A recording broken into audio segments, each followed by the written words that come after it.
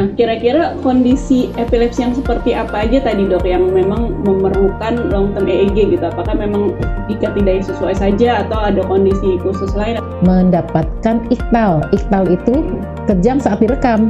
Iya dok. Itu jadi waktu saat kita melakukan perekaman muncul tuh kejangnya. Nah kita harapkan seperti itu.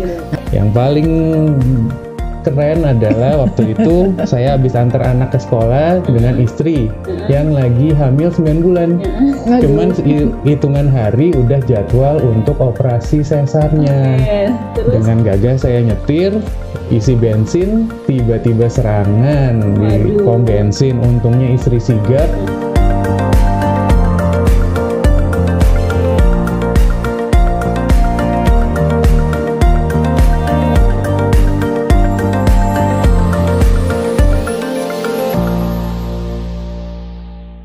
Oke, selamat pagi sahabat Bunda. Pagi ini kita ketemu lagi di podcast RSU Bunda.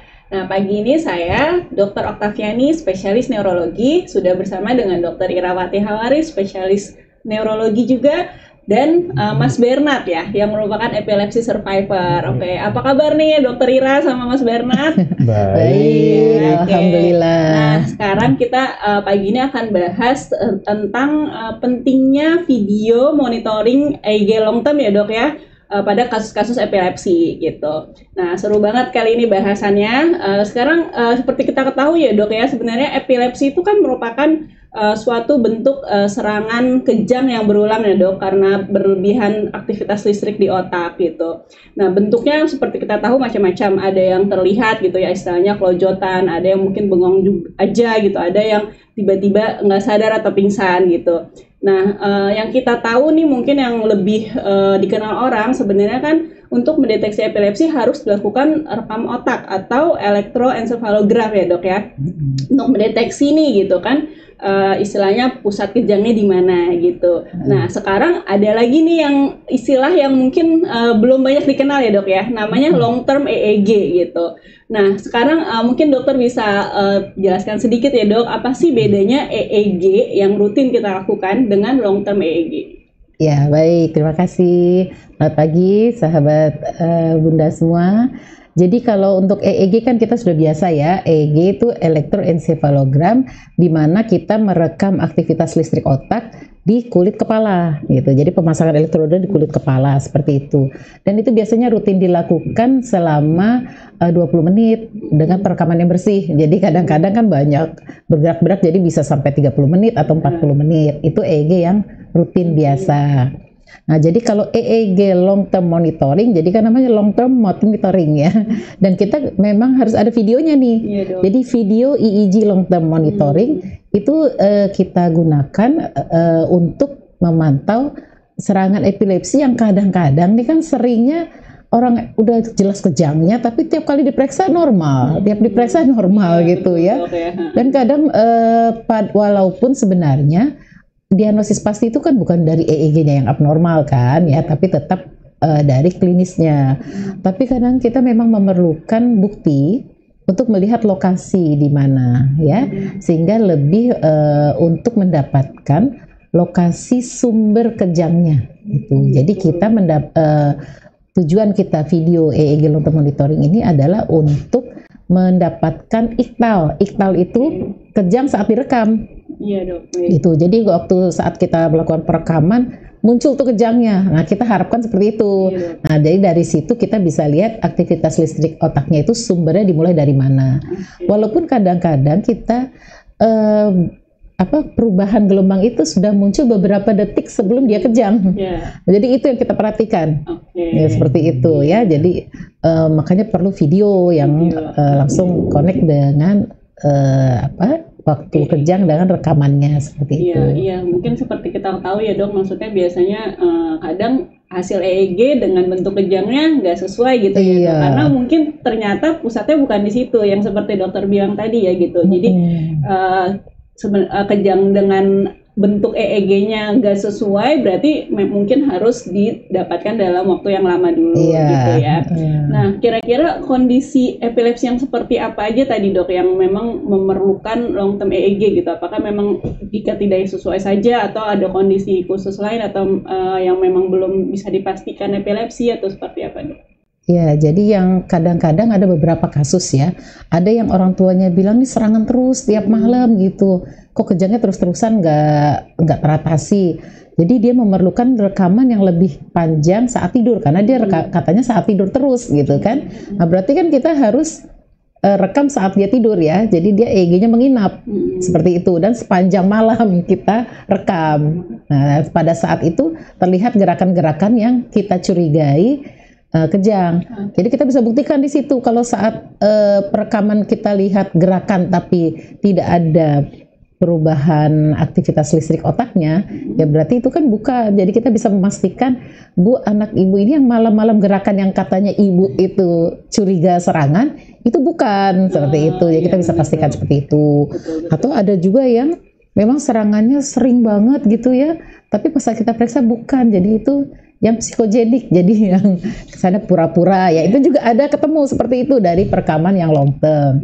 Tapi sebenarnya ini bagus untuk mereka yang kandidat untuk bisa dioperasi untuk melakukan bedah epilepsi. Kebetulan di Rumah Sakit Bunda ini sudah melakukan bedah epilepsi sejak tahun 2017. Gitu ya. Dan jadi itu makanya pentingnya kita monitoring supaya kita dapat kejangnya, serangannya. Yang kadang-kadang kita tidak membutuhkan cuma satu kali serangan udah selesai, enggak. Kadang-kadang tidak bisa hanya sekali, tapi kita harus mendapatkan beberapa kali serangan selama perekaman itu. Ya, karena untuk bedah epilepsi itu benar-benar namanya bedah harus, ya dok, iya, harus tepat ya. Otaknya yang dibedah nih gitu. Jadi harus tepat nih pusat kejangnya, jangan sampai kayaknya gitu. Di kanan deh gitu. Taunya kiri kan gimana ya? Betul. Nah, Mas Bernard nih yang udah pengalaman ya dok ya gitu. Ini merupakan epilepsi survivor yang udah menjalankan bedah epilepsi juga ya Mas ya. Yang sebelumnya juga long termnya juga sudah dilakukan ya. Nah, coba mungkin Mas Bernard bisa cerita nih pengalamannya gitu. Kenapa sih kejangnya seperti apa sampai akhirnya perlu long term, kemudian akhirnya bedah epilepsi dan akhirnya alhamdulillah sekarang udah bebas kejang gitu. Iya. Itu dari poinnya dokter yang kelihatannya ada serangan tapi tidak pernah terbaca kapan serangannya. EEG-nya normal terus ya. EEG-nya normal, lantas bentuk serangannya seperti apa juga nggak ketahuan. Nah, untuk yang pertama yang kita bilang serangan itu emang tiap kali ada serangan tuh bisa waktunya pun berbeda-beda. Ada yang di pagi hari, ada yang di malam hari, ada yang di siang hari. Dan nggak kebaca tuh apakah tiap hari, tiap 2 minggu, waktu saya dulu dari 6 bulan sekali turun jadi 3 bulan sekali sampai sebulan sekali. Sering ya. Ya, nah tiap kali habis serangan kita coba langsung ke rumah sakit untuk dilakukan EEG. Tapi itu kan setelah kejadian biasanya ya. Itu hilang gitu cetusannya. Betul sekali. Dokter Ira bantu untuk EEG, pasti lihat kok nggak ada apa-apa. Gitu. Normal aja gitu ya. Padahal bener ngerasain habis kejang gitu. Beneran kejang nih, bukan pura-pura. Bukan. Tapi begitu. Padahal tuh jaraknya mungkin masih di hari yang sama ya gitu, langsung ke rumah sakit gitu ya EEG, tapi tetap nggak dapat gitu ya. Itu pun jarak 2 atau 3 jam dari rumah sakit karena kebetulan dekat rumah sakit waktu itu. Begitu ada serangan, terus kan kalau saya model yang istirahat dulu, baru bangun setelah setengah jaman. Begitu bangun sama istri dibawa ke rumah sakit langsung. Itu kan berarti kurang lebih sekitar 1 jam 2 jam dilakukan tindakan EEG. Sayangnya belum beruntung. Udah hilang lagi. Udah hilang. Cepat ya. Terus akhirnya dilakukan long term itu ya. Waktu itu berapa hari Mas akhirnya dilakukan long term itu? Itu waktu itu kenapa juga dilakukan long term juga untuk poin dokter yang tadi juga karena kita udah mengeksplor untuk pilihan bedah epilepsi. Gitu. Wah, ini kayaknya sesuatu yang bisa membantu nih karena pertama kita nggak tahu frekuensinya kok bertambah, obat pun dosis udah ditambah, kurang bisa kekontrol lagi. Ya udah, ini adalah salah satu cara untuk meyakinkan benar ada gangguan kelistrikan di otak. Ya udah, waktu itu setelah serangan yang di bulan Februari 2020 dilakukanlah EEG. long term itu. Jadi malamnya kejadian, mumpung udah di rumah sakit, ya udah deh kita Terus putuskan direkam. aja. Terus ya. Alhamdulillah berhasil dapet, karena Iya. sering kali juga nggak dapet tuh. Iya. Udah sehari, udah semalam, 2 malam nggak kejang juga. Iya. Nah itu tuh dok, biasanya berapa hari tuh dok perlu dilakukan long term EEG ini? Maksudnya ya memang kita mencari kejangnya justru ya dok ya. Jadi kalau kejang justru ya bisa kita lihat gitu. Nah tapi apakah misalnya udah dapat kejang gitu kan? Sering juga nggak berhasil. Nah, sering juga nggak berhasil. Iya. Nah yang dibilang long term ini sebenarnya ada minimal nggak sih dok gitu, durasinya berapa jam gitu kan, atau harus misalnya 24 jam atau bisa 3 hari atau seperti apa dok? Iya, jadi tergantung fasilitas di rumah sakit juga ya. Kalau kebetulan di Bunda nggak bisa tuh sampai seminggu 2 minggu. Ya, makanya kita harus persiapkan benar. Jadi kalau misalnya seseorang kejangnya sering, ya itu mudah ya. Nah, dalam berapa jam kita udah bisa dapat beberapa kali misalnya gitu ya. Nah, tapi yang namanya long term bisa 2-4 jam itu juga udah bisa long term namanya. Nah, kebetulan Bena kan memang nggak jelas lagi ya, mau pagi, mau siang, mau malam, nggak tahu kita di kapan serangannya. Jadi sehingga dia harus lebih lama seperti itu. Ya, jadi memang perlu persiapan. Jadi apa aja persiapan untuk long term supaya berhasil nih, gitu ya. Apa tuh, Ya dok? mungkin obat-obat yang biasa dipakai stopin dulu semuanya, seperti itu. Kemudian dicari apa yang memicunya. Kalau dia memicunya capek, kurang tidur, ya suruh dia semalaman begadang nggak tidur, kita bangunin aja. Bangun tidur itu pokoknya kita provokasi supaya serangannya dia tuh yang biasanya memicu tuh apa, seperti itu ya, supaya berhasil. Iya.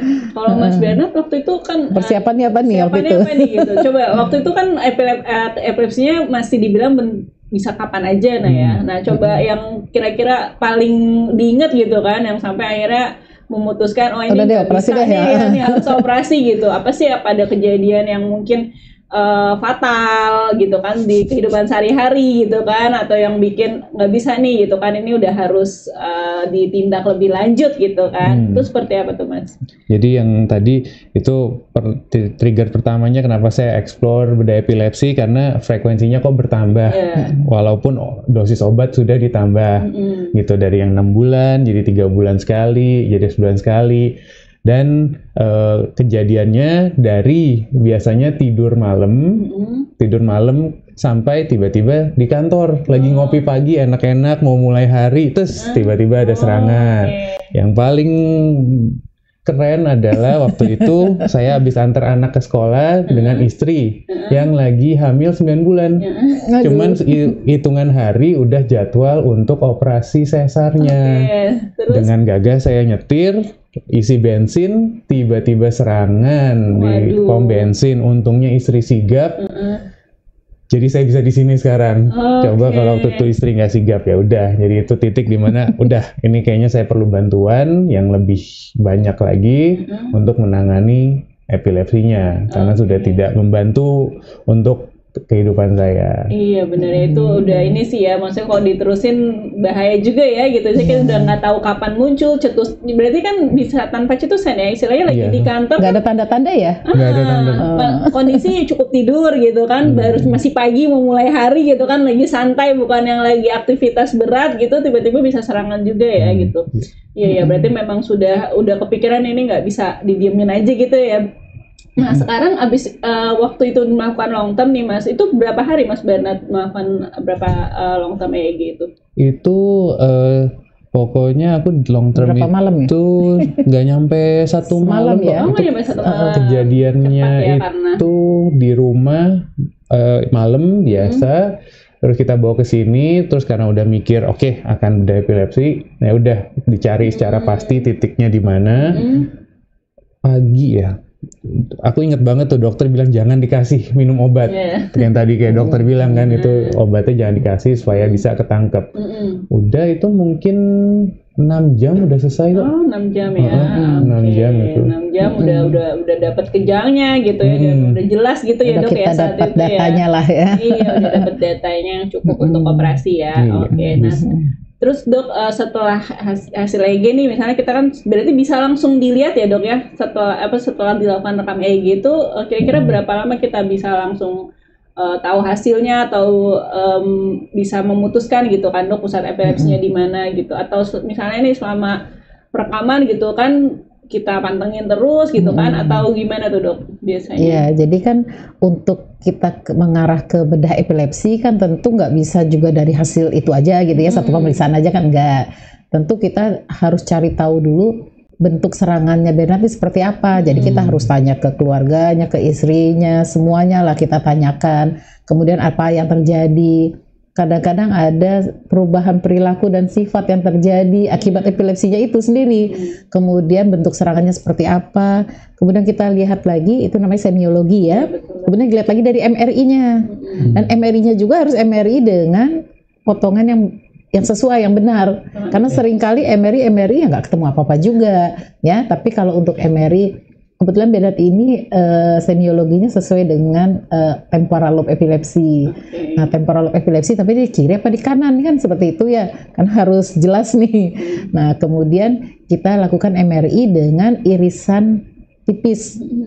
Jadi MRI ini juga potongannya khusus ya. Jadi bukan seperti MRI potongan biasa, tapi harus potongannya yang tegak lurus dengan hipokampusnya tipis banget, itu cuma berapa mili gitu, 1-3 mili aja gitu. Karena biasanya kan 5-6 mili tuh. Nah, ini kita harus lebih tipis, kemudian arah potongannya juga harus benar.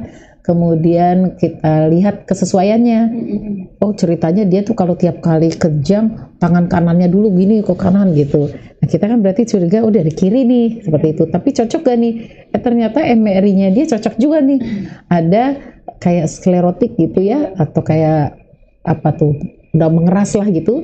Di memang di hipokampusnya, kemudian amigdalanya juga kebetulan dia juga lebih besar.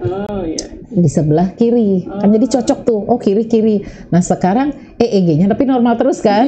Nah, jadi makanya kita harus cari nih EEG-nya nih ya. Nah, begitu dapat rekaman EEG-nya, dapat kejangnya, ternyata memang mulainya benar di situ gitu ya. Walaupun kadang ini mungkin termasuk yang agak gampang ya. Karena banyak yang susah sih dapatnya. Kiri kanan seimbang, kadang ke sini kadang sana, yang mana nih. Ya, jadi kebetulan tepat ini semua, sesuai semuanya, sehingga kita tidak perlu sampai berkali-kali harus dapetin gitu, enggak. Jadi kadang-kadang memang kita memerlukan, kalau kita udah yakin pasti dan jelas semuanya, itu cukup. Gitu. Makanya kebetulan dia 6 jam pas cukup nih, 6 jam. 3 hari ada 3 hari nggak dapat lagi.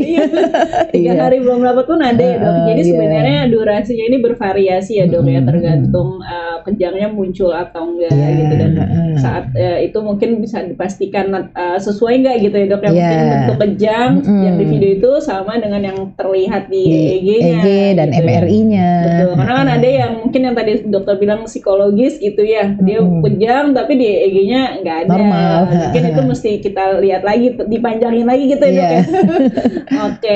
Terus setelah ada hasil EEG long term kan diputuskan ya dok untuk bedah epilepsi sesuai dengan lokasi yang tadi dari long term gitu kan dok.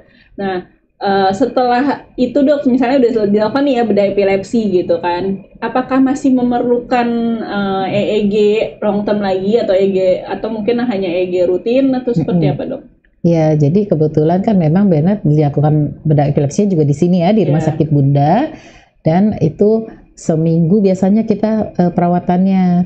Aku inget banget soalnya pas Bernard ini pulang ya, besoknya PSBB kita. Nah, kalau misalnya pas itu kenanya gimana kita ya. Jadi itu pas banget itu Bernard, bisa diinget banget deh. Nah, seharusnya kan memang kita lakukan evaluasi ya, tapi kan pas PSBB ini jadi mau EEG ngulangnya jadinya agak lama ya. Jadi sebenarnya kita biasanya saya 4 atau 6 bulan kemudian kita coba evaluasi lagi EEG-nya, kemudian setahun lagi seperti itu ya. Jadi cukup EEG rutin atau EEG biasa aja. EEG biasa, tidak perlu long term, tidak perlu diprovokasi apapun, atau tidak perlu obat-obat stop gitu, enggak, hanya evaluasi aja. Terus dari Mas Bernard gimana nih pasca bedah epilepsi gitu kan, hasil EEG-nya gimana dok? Tuh setelah selesai dilakukan epilepsi. Terakhir kapan ya EEG?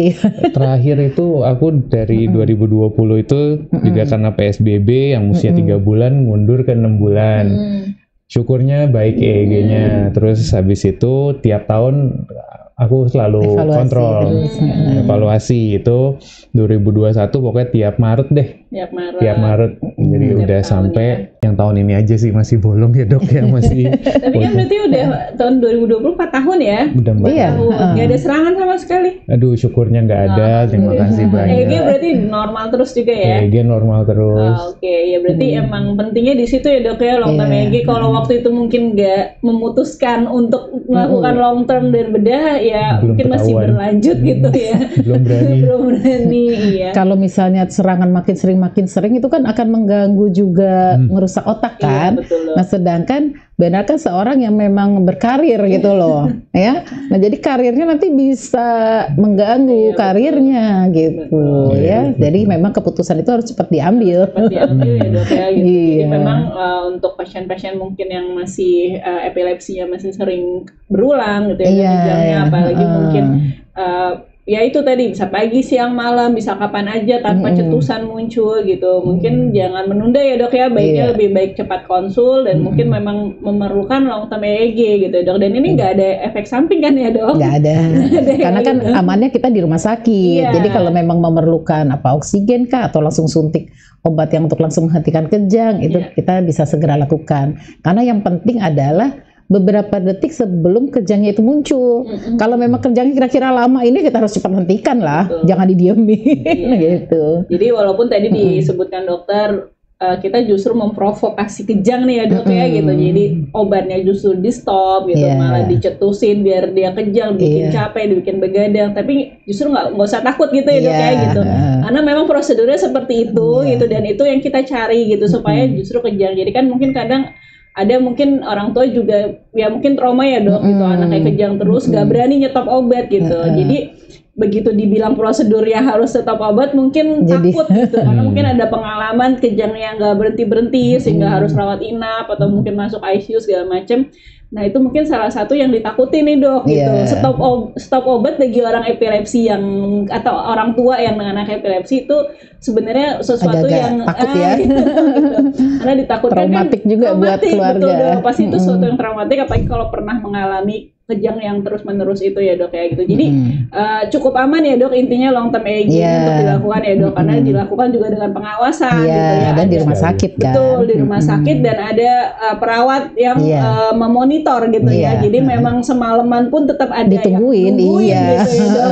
Iya. Nah, jadi tidak perlu khawatir gitu ya dok. Intinya justru jangan menunda ya dok ya gitu. Begitu memang dirasa ini sudah dengan obat-obatan, apalagi sudah mungkin multiple drugs ya dok, udah beberapa macam obat, tapi masih ada serangan terus, Iya. apalagi makin sering tadi seperti Mas Bernard gitu.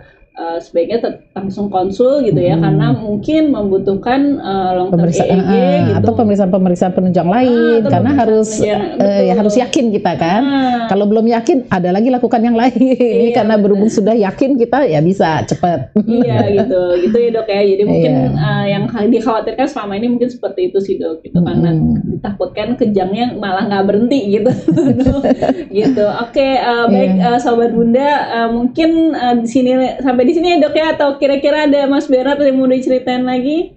Ya, pokoknya prosedur yang sudah dijalankan untuk saya selama ini bersyukur sekali untuk lebih baik dari EEG biasa, long term monitoring EEG dengan bedah epilepsinya menjadikan saya lebih baik lagi, baik mengembalikan kondisi sebelumnya. Itu terima Oke, kasih. iya. Jadi bisa jadi bapak rumah tangga yang baik gitu, kerjaan juga lancar gitu ya, Iya. bisa aktivitas seperti Bisa saya. podcastan Bisa kita. podcastan, gitu. Mungkin Iya. sering-sering deh kita ya. Tinggal ditunggu. Iya. Jadi yang penting adalah untuk memutuskan ini memang harus ini ya dari keluarga dan pasien juga harus cepat memutuskan karena kan ini untuk kualitas hidup yang lebih baik seperti itu. Ya, itu yang diharapkan ya gitu, Ya, kualitas karena mungkin satu lagi yang perlu diingat bahwa bedah epilepsi ini tujuannya menghilangkan kejang, bukan ngilangin obat. Iya. Jadi kejangnya yang penting tidak ada kejang, tapi obat paling tidak dia minimal dosisnya, seperti itu. Ya, Iya, betul. kalau benar-benar menghilangkan sekali mungkin ada, tapi hanya sedikit ya persentasenya ya yang benar-benar bisa obatnya juga hilang sama sekali. Dok Mas Bernard juga masih konsumsi obat? Untuk memberikan optimisme, saya dari 3 macam obat sekarang jadi satu macam aja dan dosis paling rendah. minimal. Jadi cuma benar-benar maintenance Buat paling kecil ya. Iya gitu. Dari 3 macam obat sebelum operasi ya? Yes. Oke, sebelum operasi, terus akhirnya setelah operasi Kita turunkan pelan-pelan sampai akhirnya dapat dosis minimalnya. Oke, yang seperti itu ya. Berarti mungkin sobat bunda atau orang tua dari sobat bunda sekalian nih gitu. Jadi nggak perlu khawatir gitu. Kalau memang sudah mengalami kejang yang kurang lebih bisa dibilang mungkin tidak terkontrol lagi gitu ya dok ya gitu.